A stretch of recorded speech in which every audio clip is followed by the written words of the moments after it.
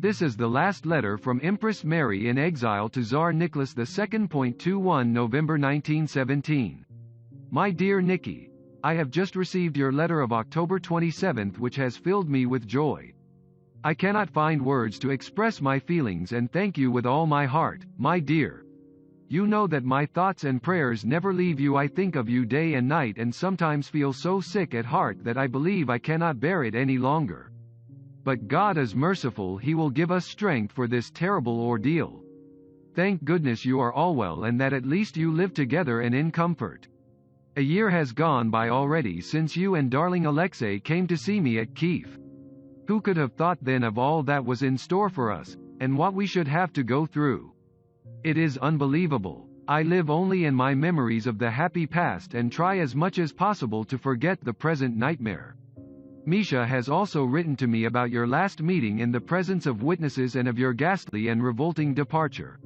I received your first dear letter of September 19 and apologize for not having been able to answer it before, but Xenia will have explained the reason to you.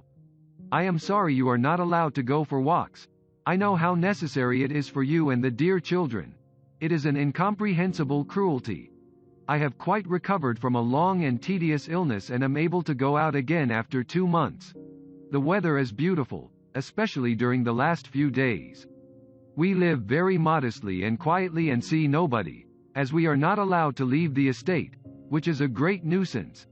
It is a blessing I am with Xenia, Olga and the grandchildren, who dine with me by turns every day. My new grandson Tikhon is a source of joy to us all. He grows bigger and fatter every day and is such a darling, so charming and quiet.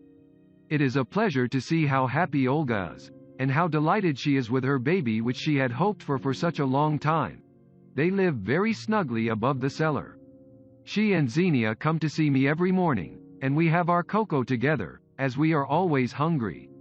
It is so difficult to get provisions. White bread and butter are the things I miss most, but sometimes I get some sent by kind people. Papa Felix sends crabs and butter for which I am very grateful. Prince Shervashidze arrived a little while ago. It is very pleasant to have him as he is a great asset, always in good spirits and amusing and so glad to be here and to have a rest after Petersburg where it was so awful. I am very glad to get those dear letters from Alex and my granddaughters who all write so nicely. I thank and kiss them all. We always think and talk about you. It is so sad to be separated, not to see one another, not to be able to talk. I get letters from Aunt Alex and Waldemar, her sister and brother, from time to time, but they are so slow in coming and I just sit and wait. I long for news. I well understand how you must enjoy rereading your old letters and diaries, although those memories of a happy past rouse deep sorrow in the heart. I have not even got that consolation, for mine were all taken away from me in the spring when they searched the house. All your letters, all those I received at Kiev, the children's letters, 3 diaries, etc., etc., and nothing has been returned yet, which is revolting. And for what reason, if I may ask? Today is November 2nd, dear Misha's birthday. I believe he is still in town. God grant him health and happiness. There has been a sudden break in the weather. A sharp wind is blowing and it is cold, only 3 degrees, and although the rooms are heated they are not warm enough, and my hands are cold. I am glad poor Alex does not suffer from toothache and that he has finished treating you. I hope Isa B. Buxhovden has arrived safely and has recovered from her operation. Please give my love to them all, also to Tatishchev. Which servants have you got with you? I hope dear Tedetnikov went with you. I have only kept Yashchik and Polyakov and have not enough words of praise for them, such splendid, trustworthy people. They serve at table and manage very well. Kukushkin and Yashchik are great friends and chatter a lot together.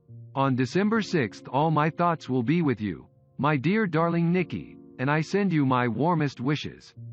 God bless you, send you strength and peace of mind, and may he not allow Russia to perish. I kiss you tenderly. May Christ be with you. Your fondly loving old mama.